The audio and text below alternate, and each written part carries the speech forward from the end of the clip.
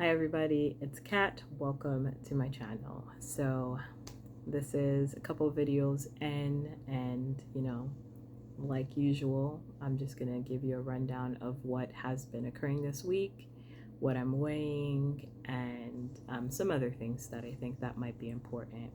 So today I weighed myself and I was 174.8. 174.8. I did do a video somewhere midweek and I was at 173.8. That was the lowest that I had been. But that was also my refeed time. So after eating, I gained about 2 pounds, and then now I've lost almost 2 pounds since then. So most of the food that I consumed is then, I guess, expended away.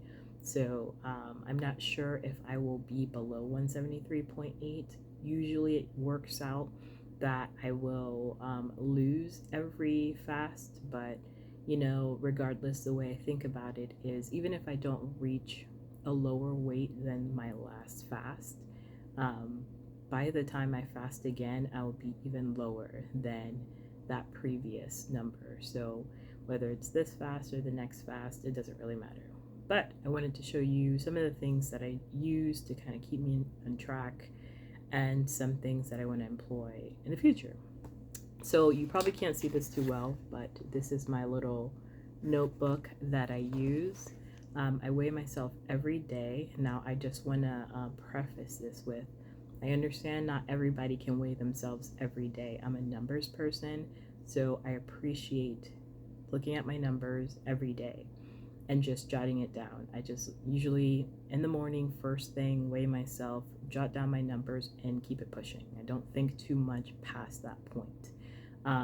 Yes, I'm documenting it, but it's not something that I lose focus over. So if that's something that you feel like you will lose focus over, I would just focus on the fast, be confident in the fast and your refeeds, and just weigh yourself as often that you feel is comfortable, once a week or once bi-weekly, once a month. It doesn't matter, just so long as you are doing everything that you're supposed to be doing. um, don't worry too much about the numbers. That might be something that's triggering to you, but it's not triggering to me. So yeah, I've noticed that when I do refeed, I do gain about 2 pounds, and then it usually takes a day or two for me to balance out and get back to like my loss, like what I'm losing.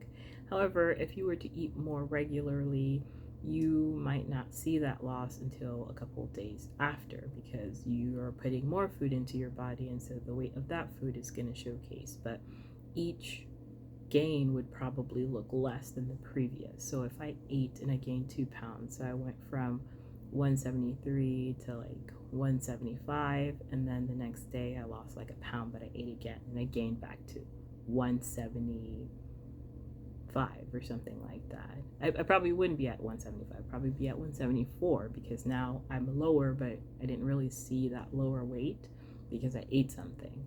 And then by the time I weigh myself again, it'll be like 172. So it might take time for you to see that, like that downward trend, but don't worry about it. It's not that serious. So anyways, one thing that I wanted to start thinking about this go around, because the first time I lost all my weight, I lost, not to goal or anything, but I lost a big chunk of weight. I was always worried about maintenance. Like, what would happen once I reached my goal weight? What does that look like? I'm still not sure how I will maintain. Like, will I eat every day, multiple days, like the 3 meals, potential snacks? I don't know if that's something that I will opt to do. I do know that I will move to a keto diet. Right now, I'm eating whatever I want. I'm not prescribing to any way of eating, but I think I enjoy eating keto foods. I have no issues doing that. Every once in a while, if I have to eat something different, that's not a big deal to me, but I feel like health wise, I really enjoy eating those kinds of foods, and it really does well for me and my health.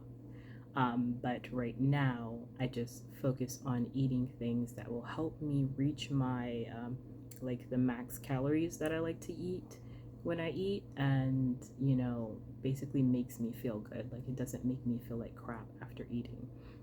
But again, maintenance. So for me, I never developed habits that I would, do once I reached my goal. And for me, I think that's very important, obviously, because I went from, the lowest weight to gaining all that weight in pretty much the same amount of time that I lost it, if not quicker.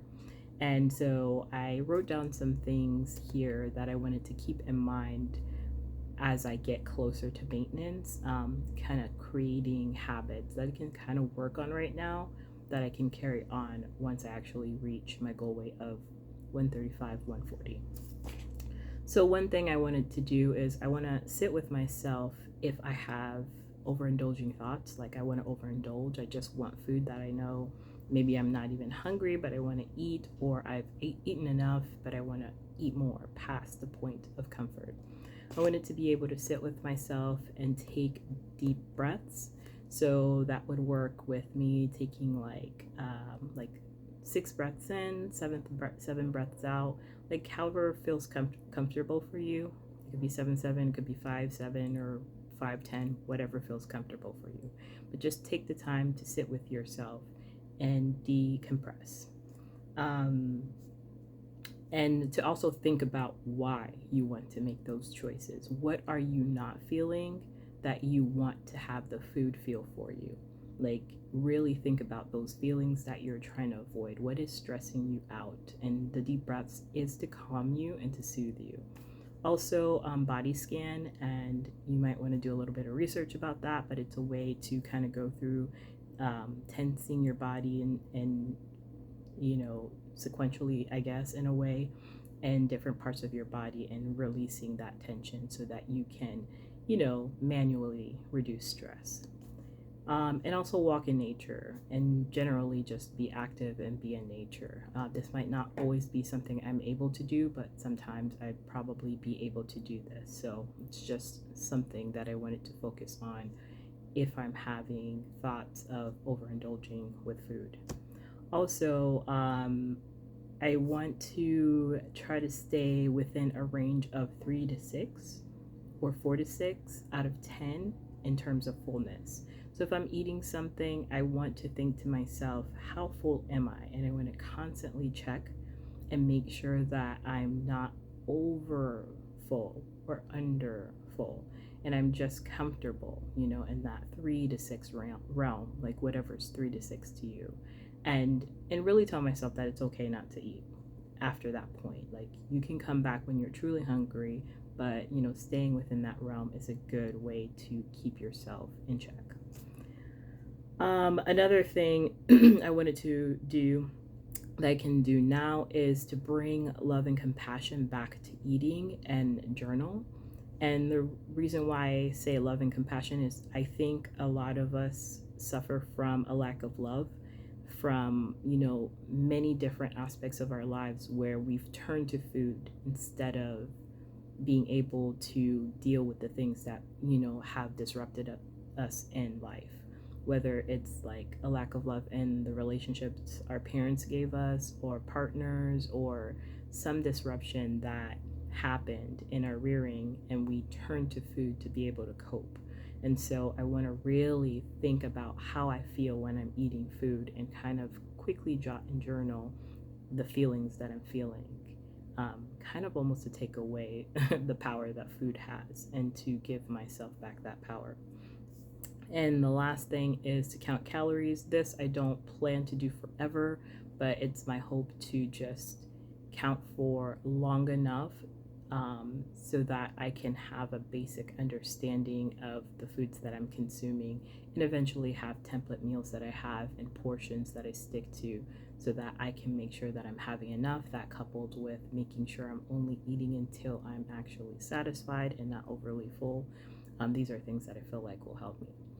But yeah, that's all I have for today. This is a long enough video, so I'll let you guys go with that, and I hope to speak to you guys soon later.